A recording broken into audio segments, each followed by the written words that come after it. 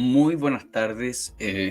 Partiremos con la lectura de Higiene Mental y Delincuencia, la tan conocida tesis de Salvador Allende, o más bien desconocida, porque todos conocen que Salvador Allende tuvo una tesis de importancia y pasó a la historia por ser la tesis de Salvador Allende y también por una tesis que supuestamente, por ahora no lo sabemos, dice unas cuestiones pero realmente abominables, así que lo vamos a descubrir en el transcurso de esta lectura.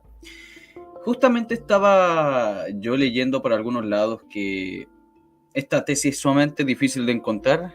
Me costó harto encontrarla. Hay una versión de unas 40 páginas y es la versión incompleta. Yo tengo acá la versión completa.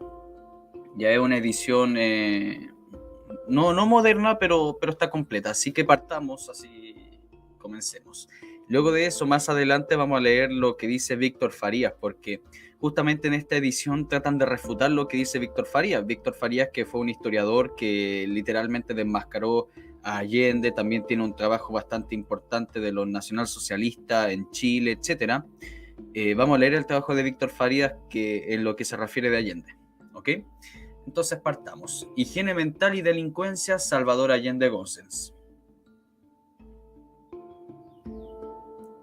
Ya. Introducción. Salud, suprema ley, entre comillas. La evolución constante de la humanidad ha originado factores múltiples y nuevos en diversos aspectos de la vida, tanto de orden espiritual como material. El hombre ha dejado de constituir una individualidad independiente y se le considera tan solo como un eslabón, un engranaje, un conglomerado social, armónico en apariencia, desarmónico, polimorfo y proteiforme en el fondo.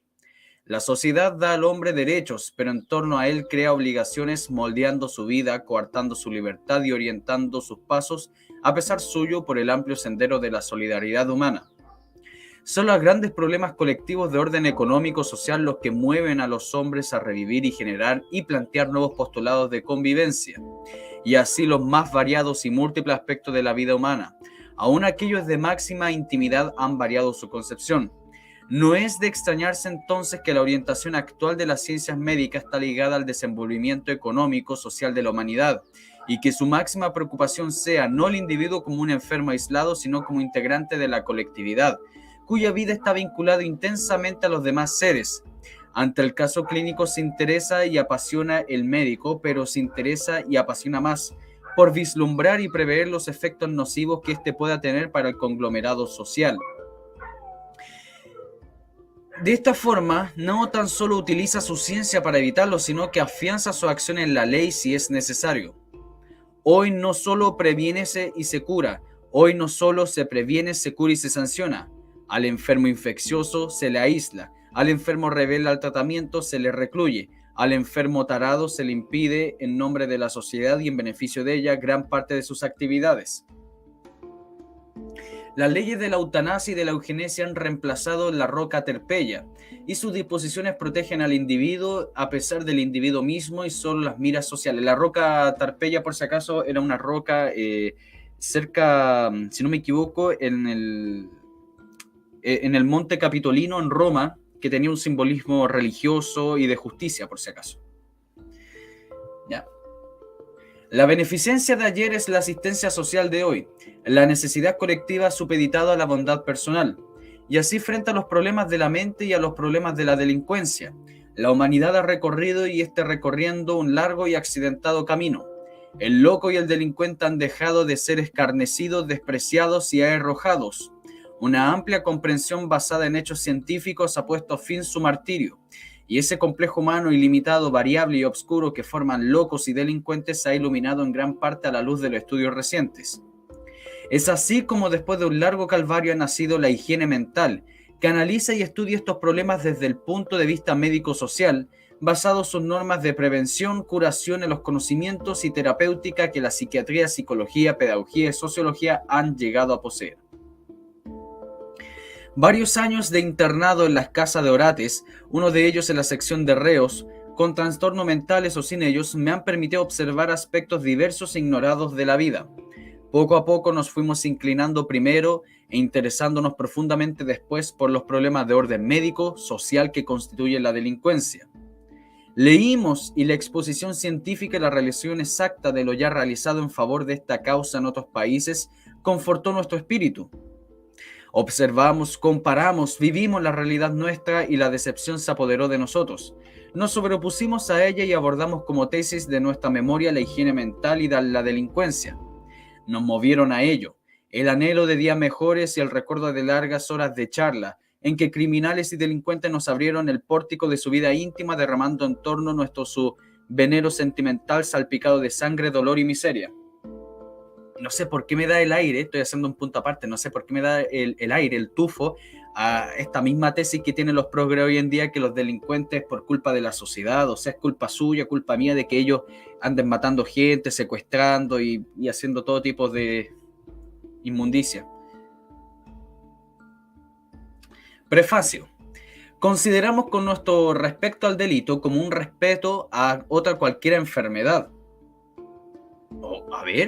Consideramos que con respecto al delito como respecto a otra cualquier enfermedad es posible reconocer la existencia de una etiología, esto es, la existencia de un conjunto de causas que lo determinan y producen. Las diferentes escuelas antropológicas han denominado a estos factores endógenos y exógenos, asignándoles diferentes valores de la génesis del delito. Hoy en día existe un criterio ecléctico que establece la necesidad imperiosa que coexisten ambas causas, aceptando que en una determinada circunstancia puede primar las influencias de una u otra. Vervaek, criminalista eminente, ha establecido que el factor endógeno puede subdividirse en herencia e individuo. Es así como establece como factores etiológicos del delito tres causas, que serían la herencia, el individuo y el medio ambiente. En el desarrollo de nuestro trabajo seguiremos este criterio. Hemos creído convenientemente relacionar la labor de la higiene mental con la delincuencia, por considerar que teniendo el delito profundas raigambres y gran trascendencia, la forma de restringirlo, los factores que la generan y las organizaciones científicas de los establecimientos penales deben ser, aunque está borrado, acá está, deben ser estudiadas por una institución que, como la Liga de la Higiene Mental, comprende y analiza estos problemas en sus aspectos económico-social. En relación directa con algunos de los capítulos en que está fraccionado nuestro trabajo, hemos intercalado observaciones clínicas de delincuentes en íntima relación con la materia en ellos tratada. En esta forma, afianzamos nuestra opinión cimentándola en hechos concretos. El total de las observaciones insertadas corresponde a enfermos que nos ha tocado estudiar y conocer muy de cerca, en los 4 años que hemos trabajado en el manicomio de Santiago. Debo dejar constancia que para la realización de esta memoria he recibido toda clase de facilidades de parte de la Dirección Personal Técnico de la Casa de Orates, en especial del amigo y compañero Dr. Luis Cubillos L. Primera parte. Higiene mental, definición y funciones. Higiene mental. Acá aparece una cita de Spencer. Dice: la supremacía mundial pertenece a los pueblos conscientes de la importancia de la higiene. Ahora comienzo con el texto. Dice: cuna de las actividades y país donde ha alcanzado mayor desarrollo la higiene mental es Estados Unidos. Así vemos que en 1908 C.W. Rears inicia una obra netamente empírica entre los aislados en los manicomios.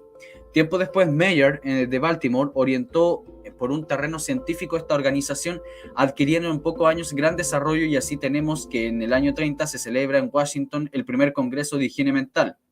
En los años 20 y 21 se fundan ligas de higiene mental en Francia y Bélgica, y en los años sucesivos estas diferentes organizaciones se extienden a diversos países de Europa. En América del Sur tenemos instituciones similares en Brasil, Argentina y Perú. En Chile nace la Liga de la Higiene Mental el 31 de diciembre del año 31. Su programa de acción abarca un vasto y dilatado horizonte y denota gran comprensión de los factores que ahondan y agravan hoy en día los problemas de índole social. Por primera vez, se concentran en una sola institución una serie de esfuerzos aislados que han de robustecerse por su acción, y por primera vez los técnicos especializados, psicólogos, psiquiatras, sociólogos, jurisconsultos, con un amplio criterio desde distintos ángulos, pero con el mismo fin, enfocarán los problemas en conjunto. Esta plausible iniciativa es digna de todo encomio y esperamos que rinda provechosos frutos. La higiene mental comprende en realidad todas las actividades de la esfera humana y podríamos sintetizar diciendo que tiene por objetivo la prevención, curación y vigilancia profiláctica de los individuos que por alteraciones neuro o psicopáticas constituyen una entidad desarmónica en nuestro medio social, o sea, los criminales. Es decir, abarca al individuo y a la colectividad. Estudia y analiza las causas desde largo tiempo conocidas que constituyen factores de desviaciones mental, como ser ciertas enfermedades crónicas, herencias, traumatismo, intoxicaciones, vida familiar, medio ambiente, características raciales, etc. Múltiples y complejas causas agravadas por factores de orden accidental presente, como la crisis económica por que atravesamos, incomprensión de ciertos principios que significan renovación y que se estrellan con la rancia fuerza tradicional de acendrados prejuicios. Como entidad social, la higiene mental tiene por objeto de defensa de la sociedad de parte de aquellos seres con taras neuropsicopáticas y a su vez la protección de éste por parte del conglomerado social. O sea, no es sino la concentración en un solo haz de un vasto programa de acción médico, psicológico, pedagógico, social, cuya característica esencial es el criterio preventivo.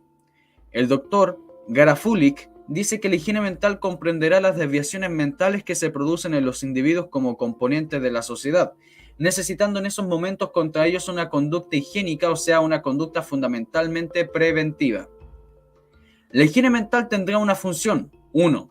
Facilitar al individuo los medios de desarrollar y fortalecer su capacidad de adaptación social. 2. Ayudarlo a solucionar sus conflictos psíquicos. 3. Precaver los trastornos psiquiátricos. 4. Evitar su repetición si estos se han producido. Como disciplina científica comprende problemas relacionados con la medicina preventiva, la sociología, la psicología, la psiquiatría y la pedagogía. Estos 4 puntos fundamentales presentan un aspecto teórico y un aspecto práctico. Teórico en cuanto significan un conjunto de reflexiones sobre la génesis de los estados de la inadaptación y cuánto comportan una solución ideal y práctica por las actividades que es necesario realizar a fin de precisar la situación real del problema dentro de cada grupo social y la acción que dentro de él se podría desarrollar.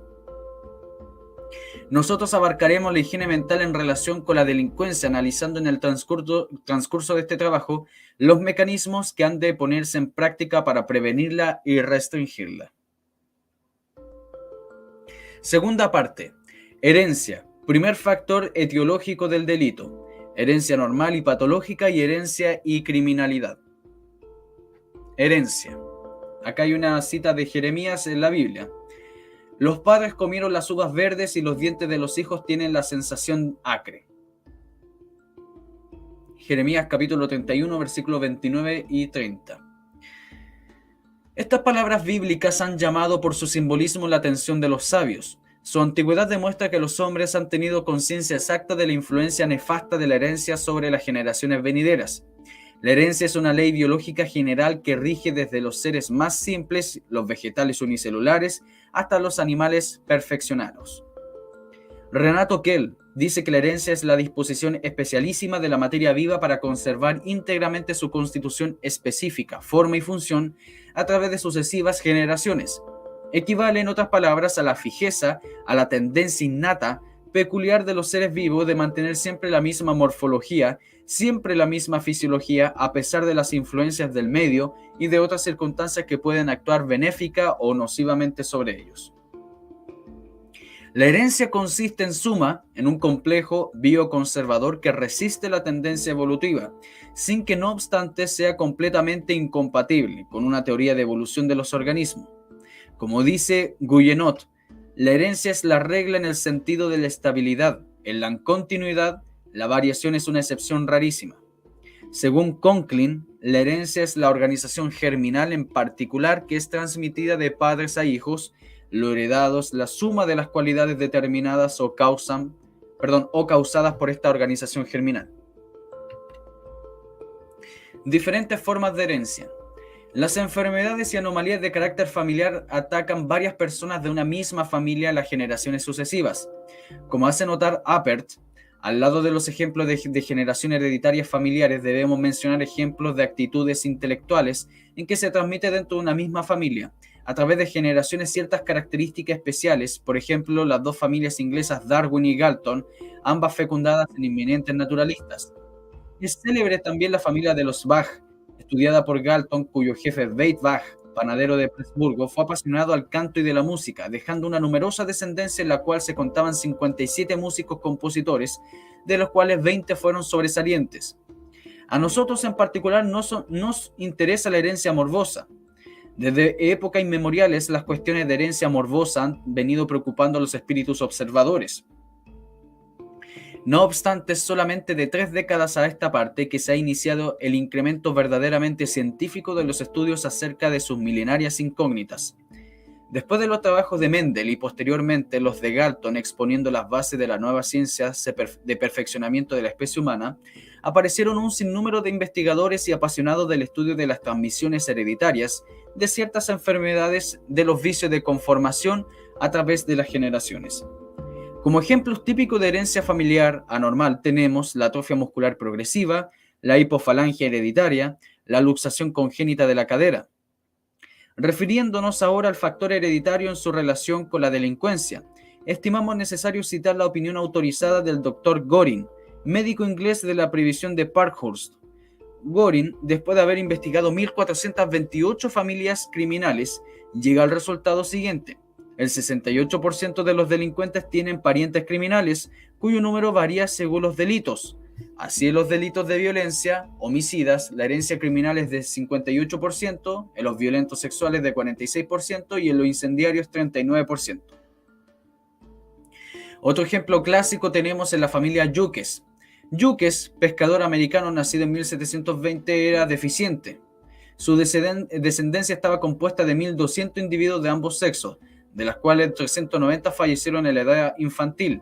Entre las cuales llegaron en la edad adulta se encontraron 60 ladrones de profesión, 130 condenados por delitos de diversas especies, 7 asesinos, 300 mendigos profesionales. Solamente unos 20 más o menos aprendieron un oficio y entre estos últimos 10 de ellos aprendieron mientras estuvieron presos.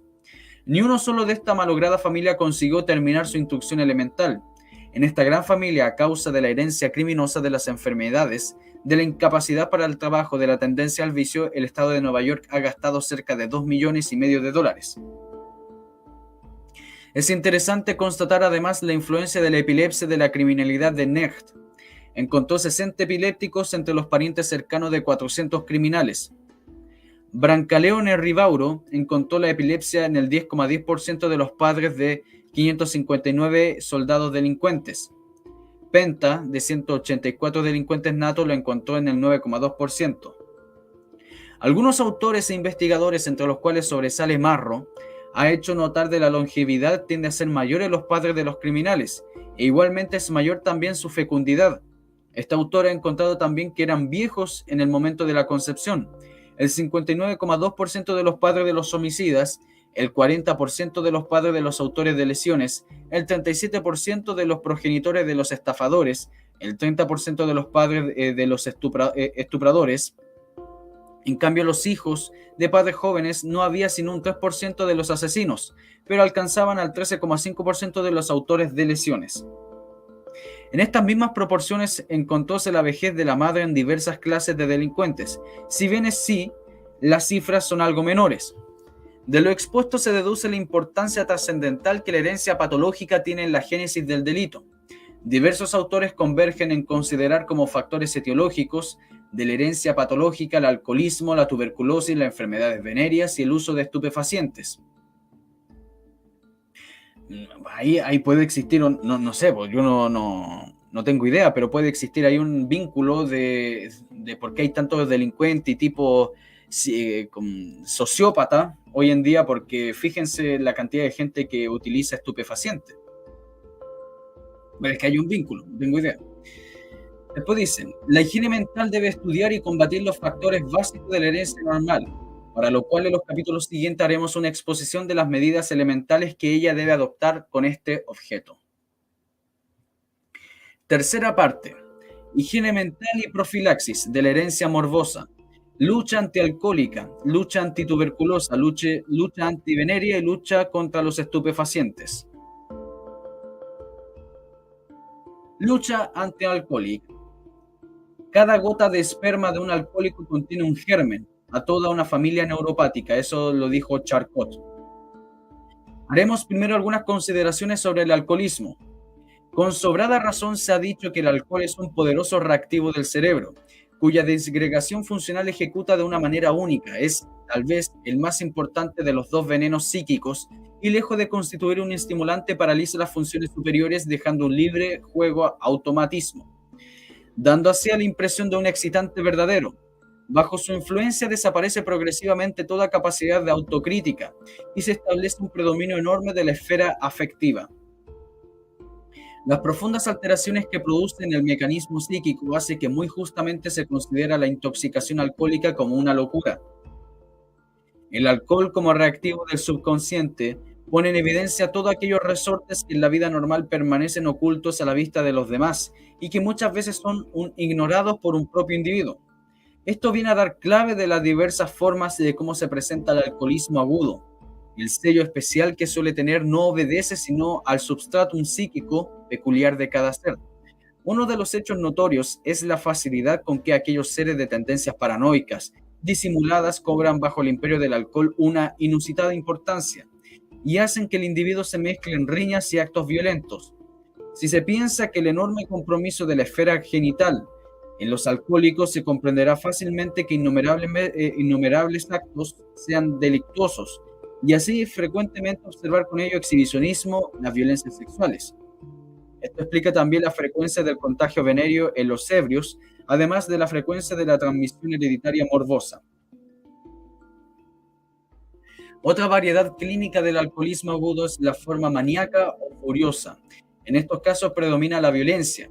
El sujeto destruye, golpea, mata a un tercero o se suicida. La intoxicación alcohólica crónica u otra forma del alcoholismo permite a veces, según los individuos, a las dosis tóxicas, un aparente equilibrio de las facultades mentales, llegando sin embargo a un día que las alteraciones se ponen de relieve. Y así constituyen verdaderos síndromes mentales que revelan las alteraciones orgánicas que padece el bebedor y que se han gestado en el curso de una intoxicación habitual. En el primer tiempo, las alteraciones mentales que efectúan los alcohólicos crónicos son exclusivamente de carácter tóxico o funcional, pero al correr del tiempo son la expresión de lesiones anatómicas constituidas.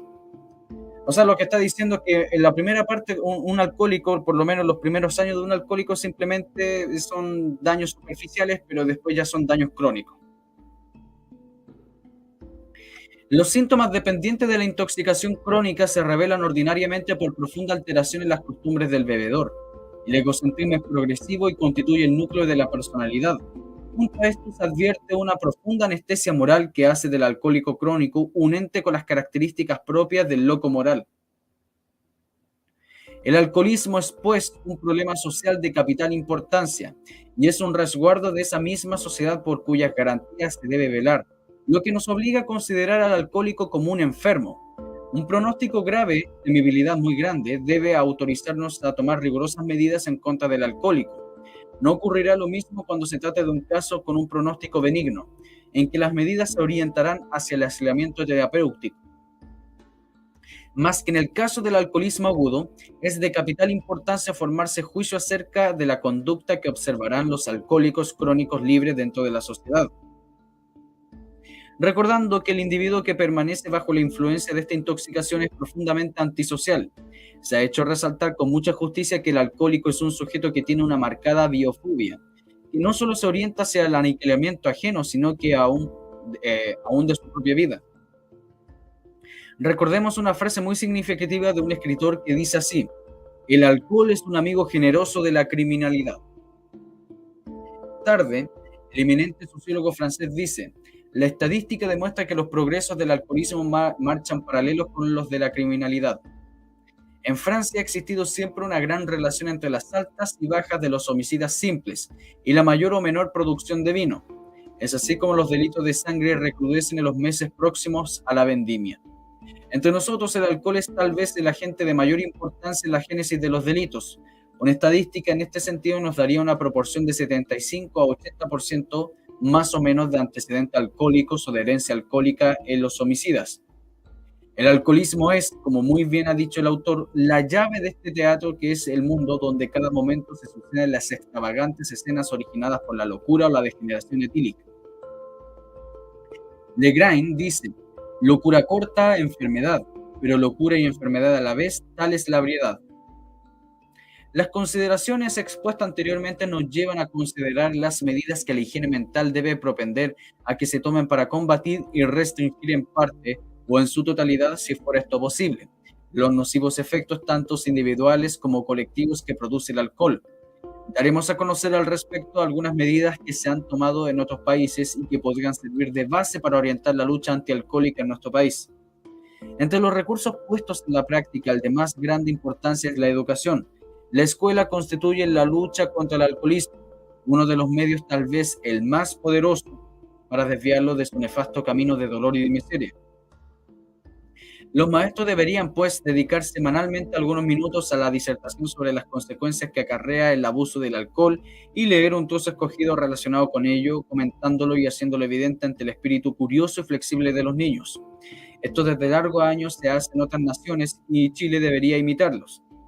Consideramos de interés dar a conocer parte de las organizaciones establecidas en Suecia con el objetivo de combatir el alcoholismo y desde mucho tiempo atrás las sociedades de temperancia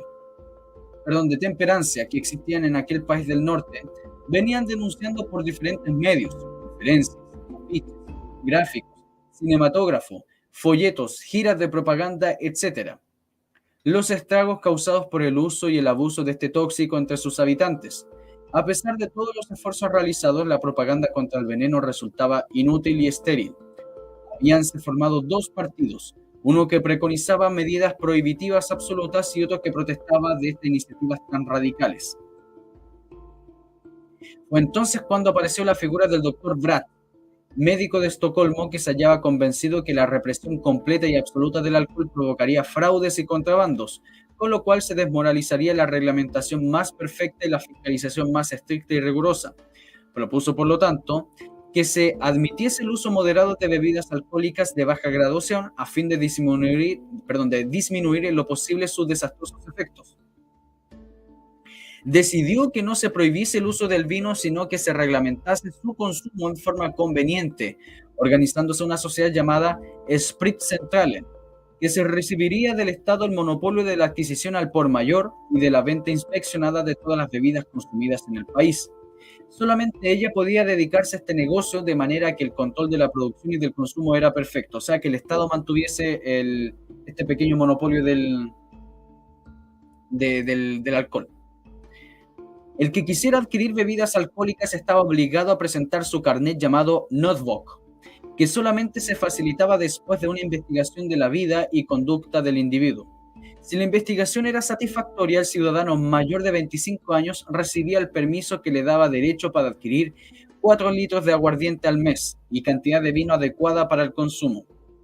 En caso de que el individuo se hiciese culpable de algún delito por ebriedad, el carnet le era retirado. Según afirma un autor, gracias a este sistema cesaron los abusos, disminuyeron los delitos por embriaguez en más de la mitad y amenguó considerablemente la entrada de los hospitales de enfermos con dolencias debidas al alcohol. El número de detenciones bajó en un 50% desde 1913 y en los hospitales de Estocolmo disminuyeron los casos de alcoholismo en una proporción del 78%. La profilaxis ha estado orientada a las condiciones de vida económicas de las clases trabajadoras. A este respecto, se han emprendido obras de asistencia social, higienización de las habitaciones, control de la alimentación, establecimiento de salarios mínimos, legislaciones sociales tendientes a proteger a la madre soltera y abandonada, a los hijos, sean los legítimos o ilegítimos, etc. Otras de carácter psicosociales como ser publicaciones, informaciones periodísticas sobre delitos. Como vemos de lo expuesto, se desprende que la acción orientada en otros países para combatir el alcoholismo toma tanto al individuo como a la colectividad. En nuestro país algo se ha hecho, pero por desgracia en forma aislada y por tanto creemos que la acción que la higiene mental puede desarrollar en este terreno será provechosa, pues aunará todos esos esfuerzos y con un criterio psicológico y económico-social bien definido y se solucionará en gran parte este delicado problema. Es indispensable también agregar en otros países establecidos sanatorios, asilos, hospitales en donde de forma científica se trata el alcohólico con un criterio terapéutico y con un criterio psicológico. La reeducación constituye un cierto factor fundamental, ya que con esto permitirá reintegrar al medio social a los individuos sanados y aptos para desarrollar una acción provechosa. En nuestro país existió un asilo de temperancia que desarrollaba una acción benéfica. A pesar de contar con escasos medios, actualmente tan solo existe una dependencia de la Casa de Orates en donde se lucha desnudadamente por obtener algún provecho para estos enfermos. Como método terapéutico se emplea la autohemoterapia y autosueroterapia. Este último tratamiento ha sido puesto en práctica tan recientemente, en 6 meses, que no podemos anticipar una opinión definitiva al respecto. Sabemos si el estudio crítico y de los resultados de este tratamiento constituye el tema de la memoria que desarrollará el interno de esta casa, el señor Alejandro Gutiérrez. Estimamos indispensable que este problema sea abordado en forma decisiva, debiendo crearse u organizar un asilo u hospital de temperancia con los elementos propios para lograr su objetivo de bien social. Esbozaremos brevemente, por cierto, lo que a este respecto podría hacerse. Las comodidades materiales son indispensables para tratar a estos enfermos, debiendo consistir en salones adecuados, locales de trabajo, bibliotecas, salas de audiciones musicales, parques, jardines, grandes y cómodas instalaciones de baño, etcétera, etcétera. En cuanto al criterio que debe seguirse con los enfermos ingresados a estos hospitales, debe ser el de separárseles según el periodo de estado de enfermedad, o bien aislárseles en absoluto. Los alcohólicos agudos serán objeto de tratamiento médico-psicológico más o menos rápido, y les permitirá reintegrarse en su medio social sin gran peligro de reincidir. Son estos los llamados alcohólomanos, por Sapelier. Es decir, individuos que si bien experimentan la necesidad de beber, no presentan todavía lesiones tóxicas o orgánicas establecidas. Al lado de esto tenemos los alcohólicos crónicos que por sus lesiones orgánicas o estados constitucionales no se beneficien con ningún tratamiento médico, pero en cambio algo puede influir con el aislamiento prolongado y el ambiente diverso y la reeducación. Además, debería existir una sección para aquellos alcohólicos que presentan trastornos mentales como ser delirio alcohólico, psicosis alcohólica o aún demencia alcohólica, ya que no es posible aceptar la convivencia de estos enfermos con el anteriormente mencionado. Somos relativamente escépticos a los resultados en general que se obtienen con el tratamiento médico de estos individuos. Estimamos que la base de la lucha futura debe estar cimentada en estos principios: criterio preventivo, la educación, el criterio curativo, la reeducación. La legislación actualmente existente y que tiene relación con estos enfermos debe ser modificada, por lo cual es forzoso e indispensable la cooperación de médicos especialistas. Legrain, con mucha certeza ha dicho, se tienen por el alcohólico todas las contemplaciones mientras sonríe, pero desde que el azar arma a su mano, haciéndola desviarse hacia un acto criminal, se le carga con todas las responsabilidades.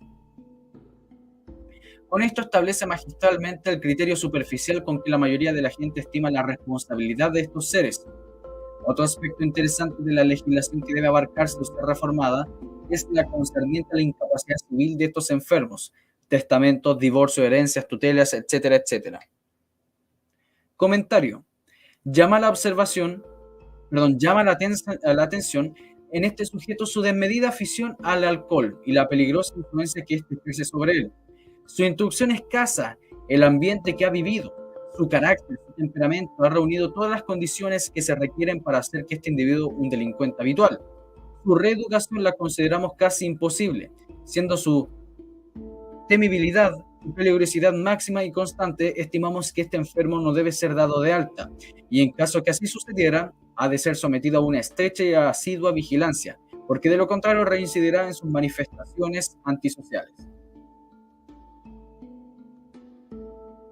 Observación. Delincuente habitual, toxicómano, alcohólico crónico, homicida, nombre MCZ, registro número 27.828, edad 38 años, estado civil soltero, profesión carpintero, instrucción elemental. Caracteres hereditarios: padre fallecido de afección cardíaca, era alcohólico consuetudinario, estuvo 4 veces en la casa de Orates. Madre viva, es enferma y muy nerviosa, ha tenido ataques epileptiformes. 14 hermanos, 10 muertos en la primera infancia, otros a los 10 años, el mayor fue asesinado por M. El que vive es muy débil y no puede trabajar y sufre de alteraciones nerviosas. Ámbito familiar: hogar desorganizado, padre violentísimo, en cierta ocasión agredió a su esposa con un hacha.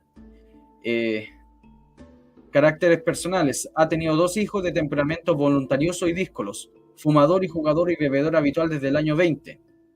Antecedentes mórbidos, afecciones gripales repetidas, fractura de costilla, heridas cortantes ocasionadas en riñas y niega antecedentes venéreos. Antecedentes penales, condenas por ebriedad y pendencias. Síntesis del delito por el cual se le procesa. En el año 20, después de haber estado bebiendo durante varios días, ausente de su casa, regresa a ella teniendo un violento altercado con sus hermanos. Al mayor de ellos, la última apuñalada hiere gravemente al otro. Ingreso y comportamiento en el manicomio. Ha estado 4 veces, las 3 primeras en los años 22, 26 y 29. Siempre fue traído en un estado de intoxicación alcohólica aguda. Su sintomatología estaba caracterizada por cefalea, insomnio, temblores generalizados, alucinaciones auditivas y visuales de índole terrorífica, delirio intenso. En repetidas oportunidades se fugó de este establecimiento, siendo generalmente traído por la policía en estado de ebriedad. Su comportamiento fue siempre malo, agresivo, violento y pendenciero. Salió de alta 2 veces con el diagnóstico de alcoholismo crónico. La tercera vez se fugó. El cuarto ingreso tuvo lugar en abril de 1932 a petición de la sección de investigaciones. Examen somático. Examen objetivo. Enfermo de regular estatura, bien constituido, buen estado nutricio. Piel y dependencia morena, elasticidad conservada, cicatrices de heridas cortantes en la región anterior del tórax frontal izquierdo. Cabeza, cara y cuello, nada en especial.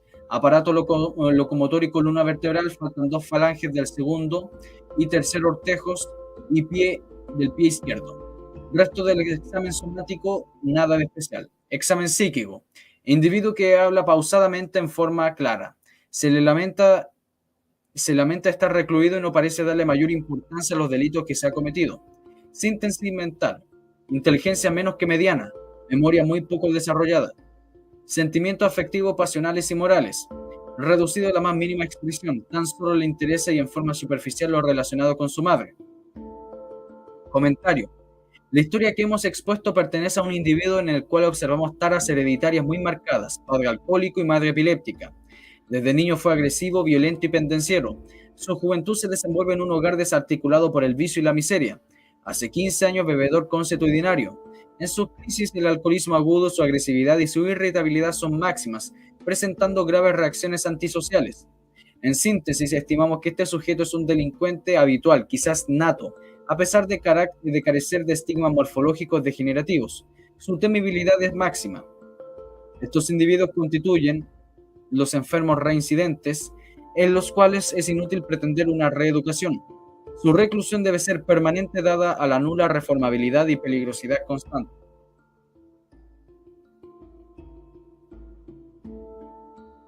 Lucha antituberculosa. El alcoholismo, la mala alimentación y la habitación inadecuada hacen el lecho a la tuberculosis. Esto lo dijo Landowski. La tuberculosis ha sido y es considerada como la enfermedad de más alta trascendencia, pues desde épocas remotas son miles de miles las vidas que cercena. La higiene mental tiene un vasto camino que recorrer en nuestro país, hasta obtener que sean incorporados a la lucha en contra de la tuberculosis. Una serie de principios y medidas que desde tiempo ha de constituirse la base de la prevención de esta enfermedad en otras naciones. En el terreno educacional propiamente tal como medida profiláctica eje, la higiene mental debe desarrollar una vasta acción. El aspecto social de la lucha en contra de este mal abarca todas las edades y comprende todas las clases sociales, debiéndose intensificar la acción preventiva, en especial entre el elemento trabajador y productor, en donde las consecuencias funestas de este flagelo se acrecientan día a día. Etienne Burnett, director del Instituto Pasteur de Túnez y secretario de la sección de Higiene Social de las Ligas de las Naciones, en el boletín de esta corporación de diciembre de 1932, expone lo siguiente. Bueno, lo que muestra acá es un cuadro por si acaso, es una frecuencia de las diferentes formas de TBC en ambos sexos, o sea, de tuberculosis. Y entonces es una tabla donde muestra cuánto hombres y mujeres en porcentaje han muerto por tuberculosis durante 6 años. Eso es lo que es, por si acaso.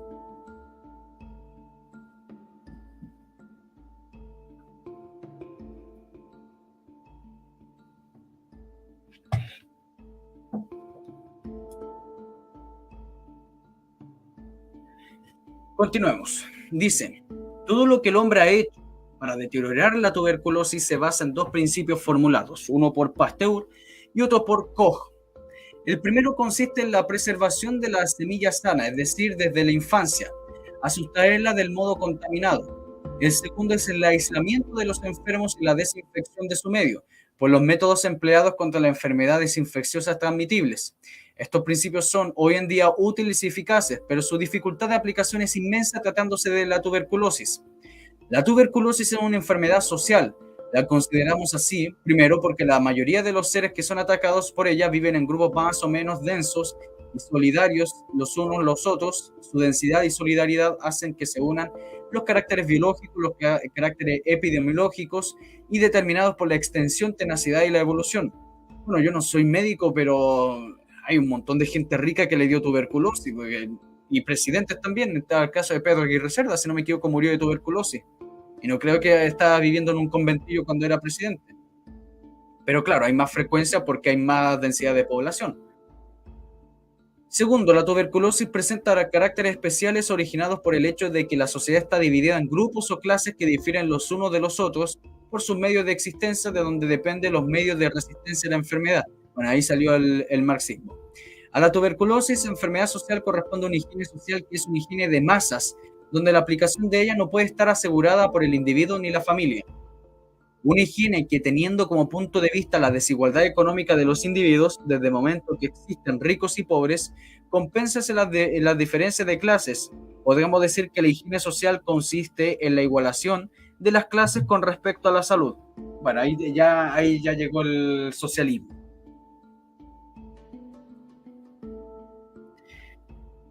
Y es irónico porque la familia Allende, me refiero a la familia Allende, de Salvador Allende, con su ancestro igual Allende Budín, pertenecen a la aristocracia castellano-vasca. Incluso tengo entendido que tienen hasta un escudo de armas, pero bueno, es interesante. Son como estos tipos de Ñuñoa, de Vitacura, de Chicureo, hablándole del pueblo viviendo en palacio. Una higiene que, teniendo como punto de vista la desigualdad económica de los individuos, desde el momento que existen ricos y pobres, compensa las diferentes clases sociales. Podemos decir que la higiene social consiste en la igualación de las clases con respecto a la salud. En Viena, la mortalidad por tuberculosis era 5 veces más grande en los elementos carentes de recursos que en los individuos poseedores de ellos. En Hamburgo, la mortalidad, que era de 4,8 por mil en las familias por 1.200 marcos de renta, y de 1,2 que poseían una renta superior a 5.000. He aquí expuesto sumariamente lo que opina E. Burnett. Bueno, acá muestra de nuevo, hay un gráfico de puntos, por si acaso, que dice tasa de mortalidad por 100.000 habitantes de tuberculosis en ambos sexos. Entonces, al parecer, los hombres mueren más por tuberculosis. Los hombres mueren más por tuberculosis en comparación a las mujeres, según este gráfico. Dice, es preciso recordar e insistir que la tuberculosis ataca a todas las razas, todas las edades, todas las clases de la sociedad humana y las especies animales que viven con el hombre, uno que lo dice. Y está profundamente incrustada y adherida al cuerpo social. Ella no solo extermina al hombre, sino los roe y los diezma. Y es de todas las enfermedades sociales las que más atenta contra la fuerza social por excelencia, el trabajo. De las estadísticas tomadas en nuestro país y en relación con la tuberculosis que acompañamos en esta memoria, se obtienen deducciones de gran interés colectivo. Son ellas: 1. La tuberculosis da como término medio más de 9.000 decesos por año. 2. De los casos generales de mortalidad, el 48% corresponde a esta enfermedad. 3.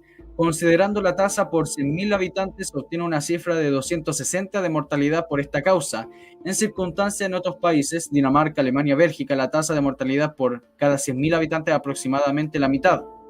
4. El porcentaje de mortalidad más alto lo tenemos entre los 30 y 40 años y enseguida entre los 20 y 30. Estas deducciones nos hablan en forma elocuente y clara, y su proyección social nos parece inoficioso remarcarla. Queremos así notar el hecho para nosotros que adquiere una suma gravedad. La más alta mortalidad la hemos tenido en la edad media de la vida, cuando el hombre ha alcanzado su máximo rendimiento y en la mayoría de los casos es el jefe de un hogar, Por tanto, su fallecimiento trae aparejado el descalabro enorme, sentimental y afectivo y una gama trágica de consecuencias de orden material. Daremos a continuación algunas citas que representan evaluaciones en dinero en relación con los estragos causados por esta enfermedad. Denker ha calculado que en Alemania pierde por año debido a la tuberculosis 5.000 millones de marco oro. O sea, 5.000 millones de personas. 5.000 millones de marco oro. Frondenberg calcula en 2.300 millones de marcos oro por las vidas destruidas. 1.000 millones el trabajo suprimido y 3.000 millones por invalidez.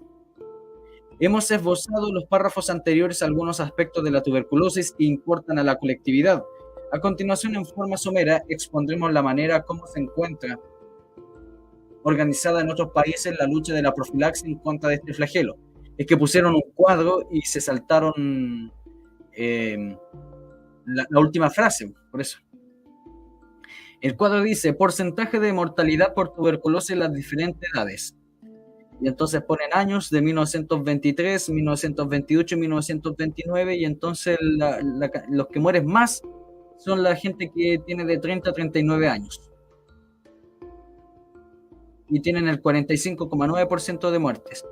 Y luego los que tienen 20 a 24 años, o sea, de 20 a 29 años son los que, segundo, que mueren más. O sea, gente como de mi edad.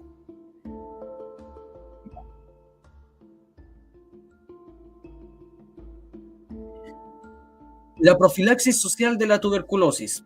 La profilaxis de la tuberculosis es una consecuencia lógica derivada de la etiología social de la enfermedad. Factores sociales de la transmisión de la tuberculosis: grandes aglomeraciones, vida familiar, vida escolar, vida militar, urbanización, industrialización, mala alimentación, habitaciones en malas condiciones higiénicas. Todos estos hechos obran favoreciendo el contagio interhumano, y esto basta por producir la infección tuberculosa, ya que realizando con las condiciones arriba indicadas es repetido con grandes cantidades de gérmenes. Evitar el contagio en estas condiciones, pues, la medida básica que es necesario adoptar es la profilaxis de la tuberculosis. Tenemos que luchar contra el contagio. ¿Cómo hacerlo? Teóricamente es necesario establecer dos clases de medidas. Por un lado, crear barreras de defensa en torno a los eliminadores de bacilos, y por otro, organizar la defensa alrededor del sujeto sano. Prácticamente la primera medida expuesta se cumpliría con el aislamiento obligatorio del tuberculoso contagioso. Sería una medida óptima, pero en el terreno de las realidades se comprende que, dado el estado actual de nuestro medio social y económico, el aislamiento no puede ser más que relativo y parcial. Y este aislamiento relativo y parcial se obtiene por la supresión del vehículo del contagio, que el tuberculoso es principalmente la expectoración. En este sentido, la educación ocupa el primer lugar. 1. Educación social consciente, educación del porqué antes que las medidas prohibitivas y policiales. 2. Educación individual dirigida a los médicos y enfermeras que enseñarán al tuberculoso la manera de desinfectar su desgarro. Dividiremos los métodos de lucha antituberculosa en directos e indirectos. Métodos directos. 1. Dispensarios. El dispensario es la lucha antituberculosa, el instrumento de prevención por excelencia. Fue Calmet, en 1900, quien formuló los principios de la constitución y el funcionamiento de este organismo. Para diferenciarlo de otros tipos similares, propuso que se le denominara preventorios, en oposición a los sanatorios o establecimientos de curación. Funciones del dispensario. La investigación de los individuos que son los tuberculosos en su función esencial se ve con el número de enfermos tuberculosos de una región determinada y su dispensario se aumenta en cuanto se instala este organismo, porque de inmediato se llegan a él para su cura. De los métodos que se vale el dispensario para descubrir y reclutar al tuberculoso es sin duda el básico, la labor desempeñada por la enfermedad visitadora. Perdón, dije por la enfermera visitadora. Disculpe. Ya que sus atribuciones le permiten cumplir eficientemente este cometido. Se impone, pues, la íntima colaboración entre el médico y las enfermeras visitadoras, no solamente por obligaciones derivadas de la moral profesional, sino también por los excelentes resultados profilácticos que de esta manera se obtienen. ¿Cómo funciona un dispensario? El enfermo en el dispensario es el objeto de una doble encuesta. 1. Social por parte de la visitadora, situación del individuo, oficio, recursos, familia, condiciones de la habitación, alimentación, etc. 2. Médica, que no solamente se limita al individuo que consulta, sino que hace extensiva a los miembros de su familia. Si al enfermo se le diagnostica una tuberculosis, el mecanismo del preventorio se desenvuelve así. La visitadora en el domicilio del paciente constatará y complementará los datos de la encuesta. El médico se impondrá el examen de todos los miembros de la familia del tuberculoso. Del resultado de este examen, el médico decide si el paciente puede seguir concurriendo al preventorio o bien si necesita ser enviado al hospital o al sanatorio. Si en la familia impera el contagio, separará a los hijos. Si entre ellos existe algún caso sospechoso, lo vigilará y enviará al hospital o al sanatorio a los afectados por el mal. El dispensario, pues, la institución eje funcionando de las condiciones expuestas dentro de la profilaxia antituberculosa. O sea, es como una zona como preventiva y cuarentena. Eso. Papel social del dispensario. Como organismo de asistencia social debe atender algunas de las necesidades elementales del enfermo y de sus familiares. Proporcionará alimentos, vestuarios, lecho propio para el enfermo, soluciones desinfectantes y escupitines. Escupitines. ¿Qué será el escupitín? Me imagino que es como una vasija para escupir y el expectorado, la sangre. Escupitines. El dispensario como organismo educativo. Suministrará a los interesados por intermedio del médico de la enfermera visitadora consejos sobre higiene, que expuesto contacto, inteligencia, perseverancia dará buenos resultados. El dispensario como centro de saneamiento. La visitadora insinuará las medidas higiénicas que es necesario efectuar al hogar del tuberculoso, desinfección de las habitaciones después del fallecimiento de un enfermo o cuando éste cambia de domicilio. Es indispensable insistir que la labor del preventorio o dispensario debe atenerse estrictamente a una circunscripción determinada, correspondiendo uno o varios dispensarios según la mayor o menor densidad de la población. 2.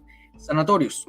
Es un establecimiento de esta clase se pone en práctica la terapéutica general de la tuberculosis, en general, el tratamiento higiénico o dietético, cuyas bases son cura de aire, reposo y buena alimentación. El sanatorio debe ser construido de acuerdo con las normas de ingeniería sanitaria, en climas de altura apropiada y de condiciones óptimas en cuanto a la disposición solar. Atención y permanencia en los sanatorios. En los sanatorios solamente deben recibirse enfermos en vía de curación.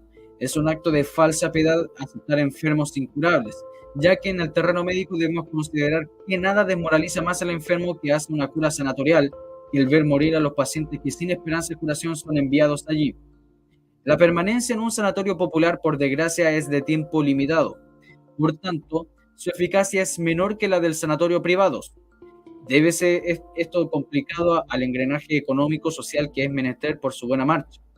Por otra parte, el individuo que ingresa a un sanatorio popular lo hace después de cierto tiempo de iniciada su afección, como permanece poco tiempo en él, y no puede aprender un nuevo oficio y en consecuencia después de su cura sanatorial vuelto a la vida diaria, trabajará en el mismo oficio que desempeñaba y vivirá y obrará en las mismas condiciones y circunstancias que generaron su enfermedad. Esto traerá como consecuencia nuevas recidivas. Deme un momento para tomar un poquito de agua porque me duele la garganta.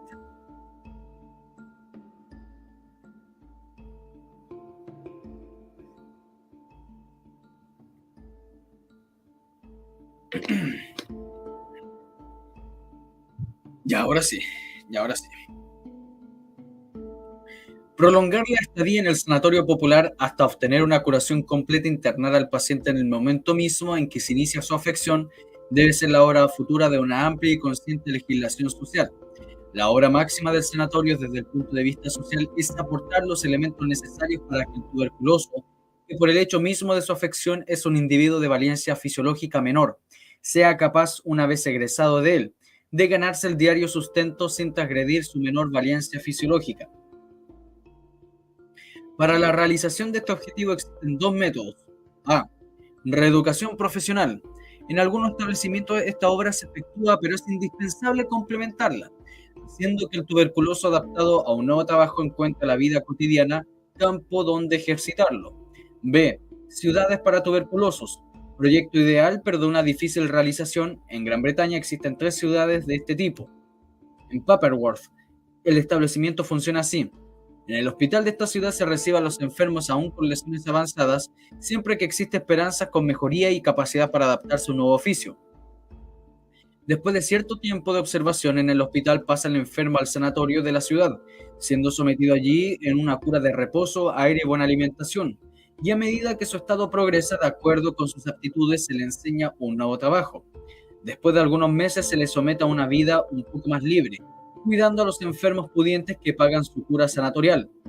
Enseguida, si el enfermo lo desea, se le cede, merced a un canon mínimo, una casa en la ciudad. Es pues un elemento útil ya que con su trabajo obtiene cierta remuneración. Por otra parte, se comprenderá los beneficios de estos establecimientos, en especial si se considera la gran dificultad que para encontrar trabajo tiene un tuberculoso, dificultad derivada de la aversión que el público siente por los que padecen este mal. Número 3. Hospitales especializados. En estos establecimientos se atiende a los siguientes enfermos. A. Enfermos con una PUCE evolutiva, que no puede ser atendidos en su domicilio. B. Aquellos los cuales el diagnóstico de su enfermedad es difícil, necesitando de una observación prolongada. C. Incurables. Esta clase de hospitales debe ser exclusivamente para tuberculosos. Una variante la constituyen los hospitales sanatorios, establecimientos construidos en la afuera de las ciudades en donde se reciben toda clase de tuberculosos, siempre así que tengan esperanzas de salud.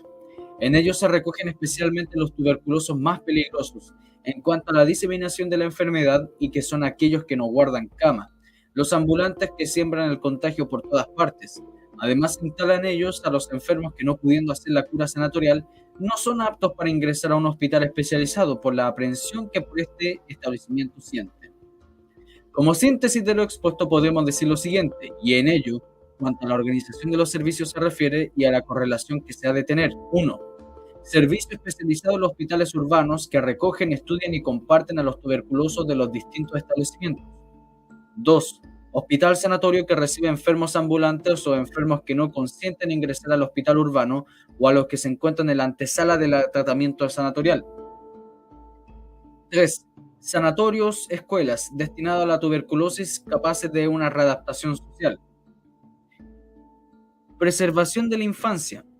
Es durante la infancia y sobre todo durante la primera infancia cuando acaece la infección tuberculosa. Los sujetos cuando jóvenes son más sensibles están a las dosis aún pequeñas de bacillus. En los 2 primeros años de la vida es necesario evitar toda contaminación. Veamos a este respecto cómo procede la Fundación Granchet. Este establecimiento recoge a los niños de 3 a 13 años nacidos de padres tuberculosos. Estos niños sanos hacen en la fundación una vida de ambiente familiar, en casa de sus labriegos y vigilados por medio de un médico del distrito. Las ventajas del niño de un medio como este son innumerables, evitándose las epidemias, fiebres eruptivas, difteria, que se observan con tanta mayor frecuencia en la vida colectiva.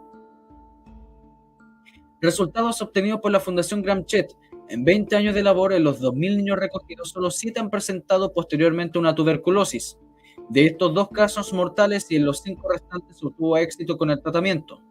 Estos resultados son tanto más halagadores si se considera que la morbilidad por tuberculosis alcanza a los niños que están en contacto con sus parientes enfermos a un 60% y que la mortalidad es de un 40% en esas condiciones.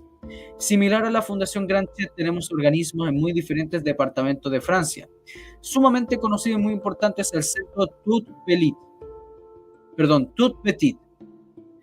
Preventorio Tuberculoso en la Infancia. Son establecimientos situados en el campo. Allí se recibe a los niños que han estado expuestos al contagio tuberculoso familiar, no febricitantes, sino contagiosos. La vida de los niños se desenvuelve bajo un régimen de internado con un sistema higiénico especial, buena alimentación, aireación continua y asociaciones de reposo y ejercicios físicos convenientemente distribuidos bajo la estricta vigilancia de un médico. O sea, en otra parte es como lo que hoy día dicen de los, ¿cómo es? Como le dicen a la gente que supuestamente tiene un bicho asintomático. O sea, no tiene nada, pero lo porta.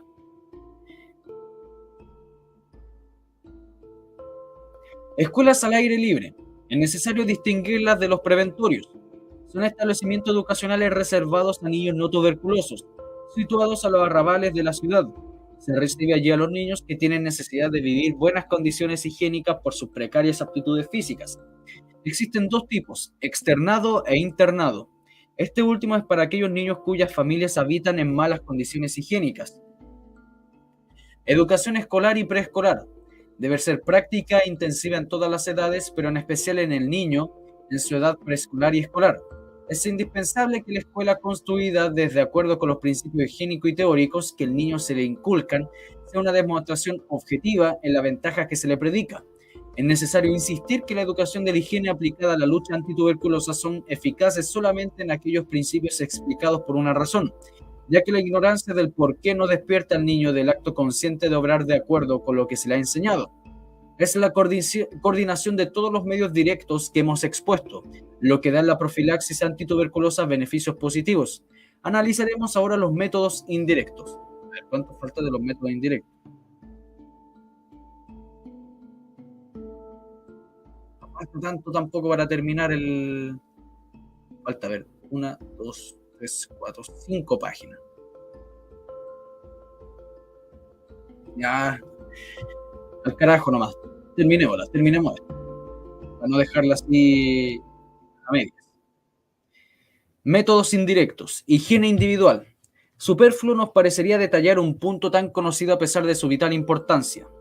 Higiene de alimentación. Comprende dos objetivos. A. Proporcionar al pueblo alimentos sanos. B. Enseñarle a alimentarse en un modo racional.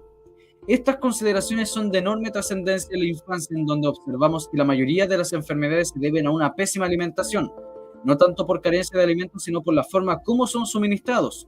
En nuestro país, las gotas de leche y los policlínicos de los hospitales de niños desarrollan una labor provechosa en ese sentido.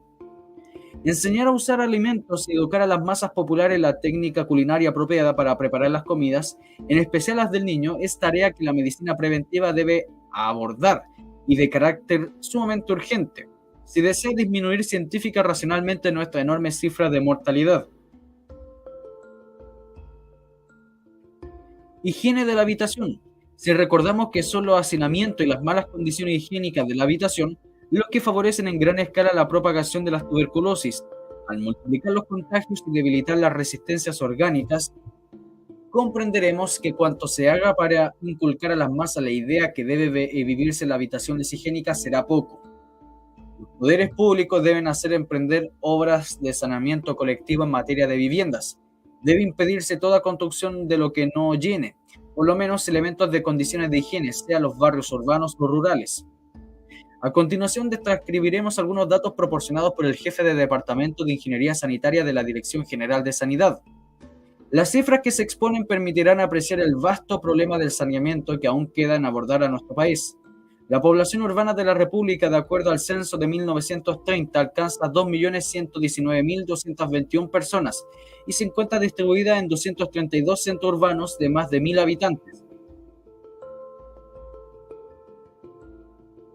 De estos 44, con una población de 1.579.938 individuos, cuentan con servicios de alcantarillado público por transporte de agua, y 86 con una población de 1.846.250 personas con un servicio público de abastecimiento de agua. Sin hacer reducción por el hecho de que en las ciudades existe un alcantarillado público. Este servicio no abarca, por lo general, los suburbios y sectores suburbanos. Queda proveer sistemas adecuados de disposición de residuos domésticos de 188 centros urbanos y de más de 1.000 habitantes, con una población que bordea y alcanza 539.283 individuos, o sea, 15% de la población urbana total del país. Si agregamos a esta cifra la población rural, distribuida en aldeas y caseríos de menos de 1.000 habitantes, que alcanza según el último censo a 2.168.224 individuos, la población que no dispone en la actualidad higiénicamente de sus residuos alcanza a 2.707.507 personas, o sea, el 63% de la población total de la República. En cuanto al abastecimiento de agua, 146 centros urbanos, con una población de 272.871 habitantes, no cuentan con servicio público de agua potable. Agregando esta cifra, la población rural alcanza 2.168.224. El número total de personas que se abastecen en la actualidad de agua potable por medio de norias o otros sistemas particulares alcanza 2.441.095 individuos. o sea, el 57% de la población total del país. Un momento para tomar un poquito de agua. Tanto número mata la garganta.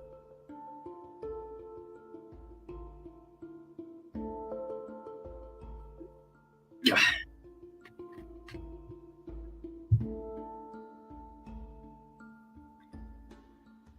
La salubridad y la educación pública constituyen sin duda los problemas fundamentales de las naciones jóvenes.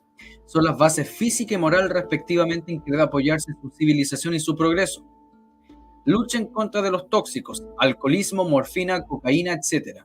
En los capítulos respectivos hemos estudiado esta forma detallada, por tanto no insistiremos. Las medidas legales de la lucha antituberculosa. 1. Declaración obligatoria de la tuberculosis. Esta cuestión ha dividido a los médicos en dos corrientes, unos que la impugnan, ardientes defensores, otros. En la Academia de la Medicina de París en 1913 y 1919, al ser sometida a la consideración de los asistentes de este tema, fue aprobada por gran mayoría la aceptación de declaración obligatoria, considerándola como una medida eficacísima en la lucha antituberculosa. ¿Qué ventaja aporta la declaración obligatoria considerando que la lucha se hace en esencial en contra del bacilo? Declarado un uso de tuberculosis, y este caso intervendrá automáticamente todos los mecanismos de asistencia y profilaxis y tratamiento. Entraría en acción el dispensario con todas sus medidas y útiles para el enfermo y familia. Investigaría en el seno de esta los tuberculosos ignorados y su acción rápida y segura en el que desenvolvería tal como lo hemos expuesto anteriormente. En resumen, el gran beneficio de la declaración obligatoria sería que, en exclusivo beneficio del enfermo, se pondrán a su disposición todos los medios de lucha antituberculosa. Pero declaración obligatoria implica asistencia y medidas eficientes, después de que ella ha sido efectuada. En todos los países que no cuentan con una organización necesaria para efectuar estas medidas profilácticas y una asistencia eficaz, instituir la declaración obligatoria sería tomar una medida inútil.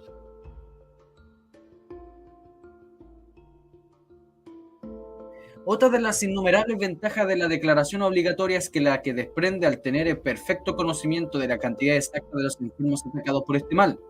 Los poderes públicos ante estas cifras pavorosas se preocuparían mucho más de buscar solución a este álgido problema. Se dice que la declaración obligatoria traería para el cuerpo médico la violación del secreto profesional, por el mecanismo mismo de la declaración del médico que atiende al paciente al médico de los organismos de lucha. Esta violación no existiría. Por otra parte, no podría existir profilaxis social si se mantuviera intangible el dogma hipocrático del secreto profesional. Y sabemos que los intereses de la colectividad deben primar sobre el interés particular. Bueno, aquí está de nuevo la fraseología de Allende. El interés colectivo debe primar sobre el particular. ¿Quién define lo colectivo y quién define lo individual? Ese es el problema. Sigamos. Se opina también que siendo la tuberculosis dentro de las enfermedades infecciosas una afección de evolución crónica, la declaración obligatoria crearía un desprecio sobre el enfermo tuberculoso. Se le consideraría como paria y su consecuencia sería la dificultad para encontrar trabajo. Pero este es inexacto si junto con la declaración obligatoria se habilita los medios necesarios para la asistencia eficaz del enfermo, en la cual el problema de la reeducación ocupa el primer término. Sin ir tan lejos, basta citar hechos siguientes para comprender la realidad exacta de lo que sucede. Es el mismo enfermo quien llega al dispensario a declarar su afección y pedir remedio. Es, pues, el propio paciente el que recurre a los organismos de lucha cuando ha comprendido su eficacia. En suma, la declaración obligatoria proporciona las siguientes ventajas. 1. Desde el punto de vista estadístico permite conocer y precisar el número de enfermos y localizar su repartición. Si dentro del terreno científico este hecho tiene mucho interés, desde el punto de vista profiláctico es inmenso. El servicio estadístico es indispensable en las organizaciones sanitarias, puesto que es el principio científico sobre el cual se orienta el sistema racional de lucha. 2. Considerando la declaración obligatoria desde el punto de vista educacional, veremos que esta medida estimularía el celo de la lucha contra el mal. El público comprendería mejor la naturaleza de esta enfermedad y serían mucho mejor apreciadas y conocidas las obligaciones que se crean entre el enfermo y la colectividad. La declaración obligatoria es una medida útil y no panacea, pero sí uno de los múltiples mecanismos de más provecho dentro del complejo sistema de la asistencia, profilaxis y tratamiento de la lucha contra la tuberculosis. Seguro social.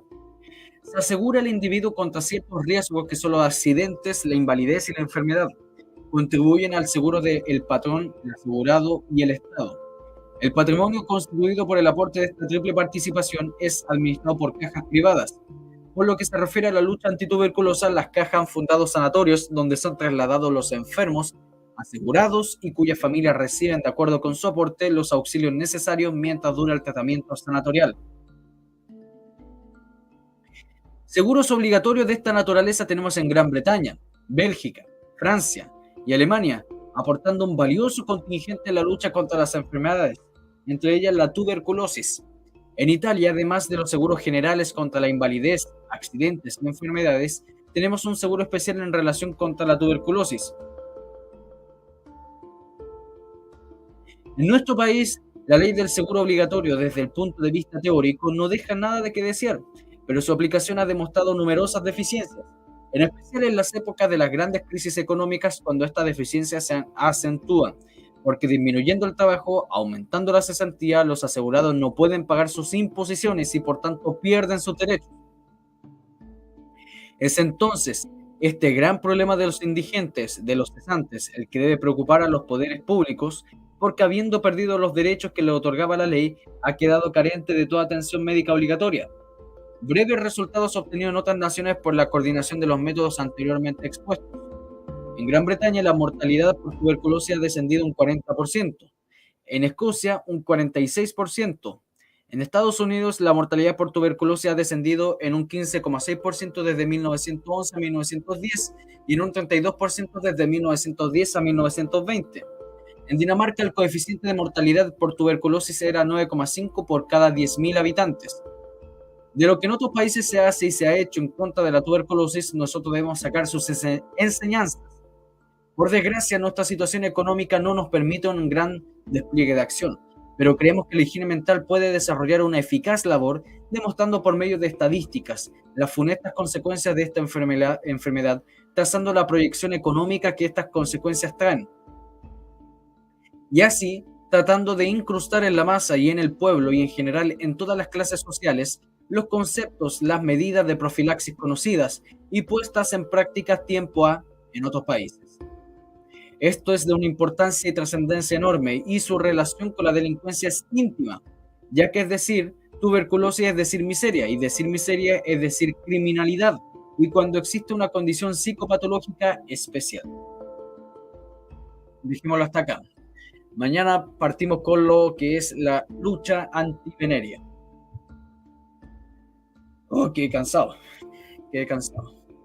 Vamos a saludar, vamos a saludar. Saludos, Golondrina, Maggie, Benito. Jesús me dice, profe, tengo una pregunta. ¿Cuál es su pregunta, estimado? Carlos Visual, Tomasita Torquemada, Moto. ¿Quién más? Apolo Hobbies, Tapita para el Loro, Luciano Cruz Caca, Planeta Caravan, Plastic Rock, M, Andrés Contreras, saludos. Me vuelve a preguntar Jesús, pero no sé cuál es su pregunta, no sé cuál es. Luis Miguel Maluenda, saludos. Rodolfo Quintana. Veamos qué más. Mari Blue, bienvenida. Fractal. César Rosas. Jorge Araya. Viviana Galvez. Galvez, mejor dicho. Le puse un acento donde no existe. Rosa Encalada. Bienvenida. Esther T. Olivares. Clark Keynes. ¿Tenía buena idea el Chicho? Bueno, es que más bien son aplicaciones que tenían en Europa. O sea, muchas de las cosas que está diciendo acá Allende es de perogrullo. Yo no le encuentro una cuestión de hoy que son malas porque simplemente las dijo Allende. Tienen sentido común. Tienen sentido común y entonces él se basaba en cosas que funcionaron en Europa con respecto a la curación de tuberculoso. Oye, en Chile ya prácticamente no existe la tuberculosis, quedó eliminada. Si es gracias a los aportes culturales que empezó a haber de nuevo un pequeños brotes de tuberculosis en el norte. Lo- la gente que viene del norte, ustedes saben a quién me refiero, vienen con tuberculosis. Así es, Mary Blue, el doctor Monkenberg, un personaje sumamente importante dentro de la medicina nacional y muy poco valorado. Tal vez en un futuro le haga un directo. Me pregunta acá Jesús, ¿es verdad que Chile casi se convirtió en Estado judío en el siglo XVII? No, o sea, no, para nada. A ver, interesante la pregunta, pero no sé de dónde sacó esa pregunta. Tuvo que haberlo leído en algún lado. Saludos, Mauricio Fuentalba, bienvenido. Para nada, para nada. Porque primero, el judaísmo estaba prohibido. Solamente llegaban hispanos. Claro, llegaba gente judía, convertía al catolicismo, algunos practicaban el judaísmo en sus casas sin que los católicos supieran, sin que obviamente la iglesia supiese, pero que Chile se hubiese convertido casi en un estado judío, eso no, es incorrecto, según tengo, o sea, según lo que sé yo, para nada. El poder de los Habsburgo, si bien había decaído en términos internacional, pero tenía total poder en el siglo XVII. Si me preguntan qué pudo haber sido en el siglo XVII, la mitad de Chile casi fue araucana, porque recuerden que se quemaron 7 ciudades al sur y todos los fuertes. Y puede ser que también prácticamente el sur y la parte austral de Chile hubiera sido holandesa si no hubiera sido por la actuación rápida de los españoles en expulsar a los holandeses. Pero que se haya convertido, que casi se hubiera convertido en Estado judío, no, yo sepa, no. Espero que le haya respondido la pregunta a Jesús. Apolo Hobbies, José Muñoz, saludo. Y la lectura del libro General Pinochet lo quise escuchar y no lo encontré. No, está activado. Y ya lo terminamos de leer. Si era cortito, 3 capítulos, y está ahí en la plataforma. Yo no lo he borrado.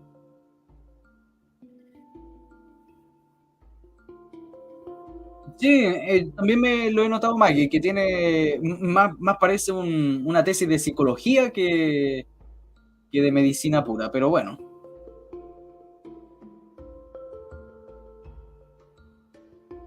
Saludos, Soco Toquito, 2007. Tengo un tatarabuelo que lo quemaron en Lima por judío, era un Silva.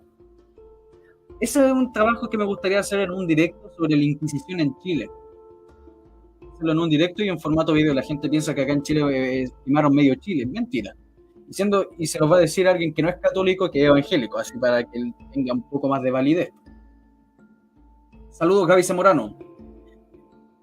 Y bueno, dejémoslo hasta acá. Como siempre les digo a la gente que está acá, dejen su me gusta, por favor, dejen su me gusta. Mientras más me gusta tiene la lectura, mientras más me gusta tiene los videos, a más gente llega. Cuando acabe el directo les pido un favor, escriban algo en los comentarios, cualquier cosa, gracias o lo que sea, porque mientras más comentarios también permite que le llegue a más gente. Comparta, difunda el canal, difunda este canal de los canales patriotas con sus amigos, con sus colegas, con el fulano de la esquina, quien sea. Fundamental que este canal se expanda, no porque lo diga yo, sino por el contenido histórico, por la historia. Eh, Eso, y como siempre le digo, si está en su, ¿cómo se dice? En su caridad de aportar al canal, bienvenido sea, porque estoy ocupando todo lo que me aportan para el canal para comprar libros de la UP. Justamente ayer me llegaron más libros de la UP y no son baratos. Me dice Andrés Contreras, profe, consulta, don Hermógenes le facilitó los libros que le sobraron. Me mandó uno, pero ahí tengo que convencer o bueno, ustedes lo hagan también cuando lo traiga para el canal.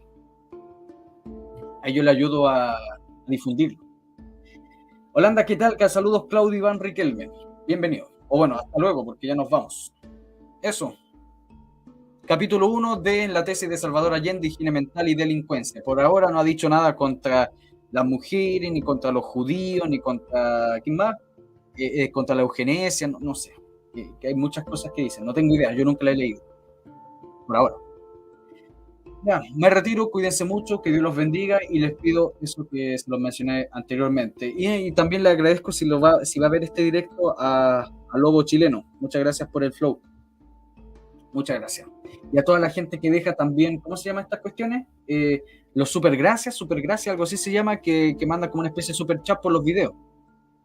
Muchas gracias también, es que no me acuerdo el nombre, pero ahí le dejé un corazoncito que lo vi. Cuídense mucho, que Dios los bendiga. Saludos, Catherine, saludos a todos, saludos, Maggie, Tomasita, Andrés, y nos vemos para mañana. Mañana a las 5 de la tarde, si Dios quiere. Saludos, Miriam. Nos vemos.